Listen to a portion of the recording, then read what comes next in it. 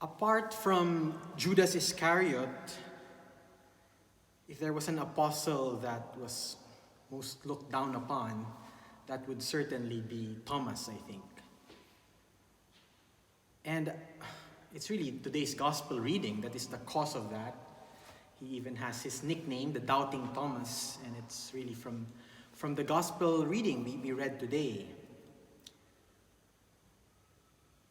I think what Jesus says there, that when Jesus says, "Blessed are they who have not seen but believe," it sounds almost like a scolding, but I think it's an unfair interpretation, honestly. And I think the nickname Doubting Thomas is an unfair nickname because it was not just Thomas who doubted. Peter doubted many times, when Jesus told Peter when Jesus was in the water and called Peter, Peter jumped and he sank because he didn't have enough faith. He doubted to an extent. When Peter denied Jesus 3 times, that was a sign of doubt, and he had his own fair share of scolding. When Jesus asked him, "Do you love me?" 3 times.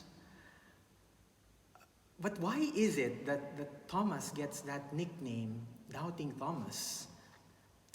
I really think it's unfair. Poor Thomas, actually. Poor guy. But I think it's not just poor Thomas. I think it's poor us. When we read this gospel this way, I think we miss out on something very, very important. Because I think this gospel reading is not about the doubt of Thomas. No. I think if we read the gospel and focus on that, we miss out so much. I think this gospel reading is really a story of God's mercy, of God's forgiveness. He's a God who gives us second chances and third chances and fourth chances and fifth chances. I mean, that's the story that we hear all over and over and over again in the gospel. We heard that, as I've mentioned, in Peter's case many times.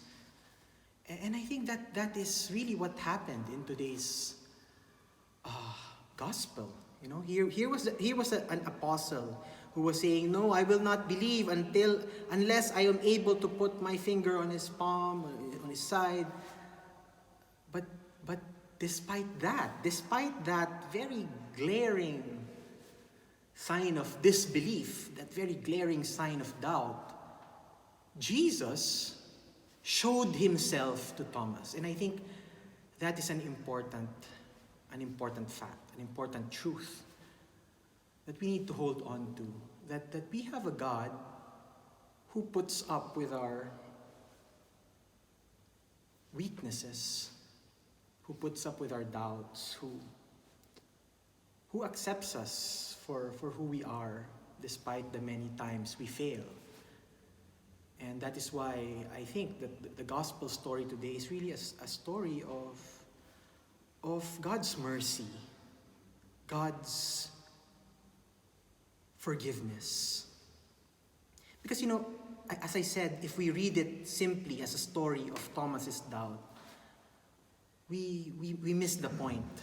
And in a way, as I said, poor us. Because the truth is, all of us here in this room and everyone else in our world, I am sure, have at one point in our lives doubted. We have all doubted. We have all sinned. We have all failed. We have all been unfaithful. And if we focus simply on that, then we miss the point. Because I think the greater truth that this gospel is trying to communicate to us is that we have a God who never fails to bend over backwards just so that he can give us a second chance, a third chance, a fourth chance. You need to see my palm? Here it is. Look at it. If this is what you need, I will give it to you. If this is what you need to believe, I will give it to you. We have a God who bends over backwards to help us believe, to help us have faith. We have a God who is generous in His mercy, generous in His love, generous in His forgiveness. Amen.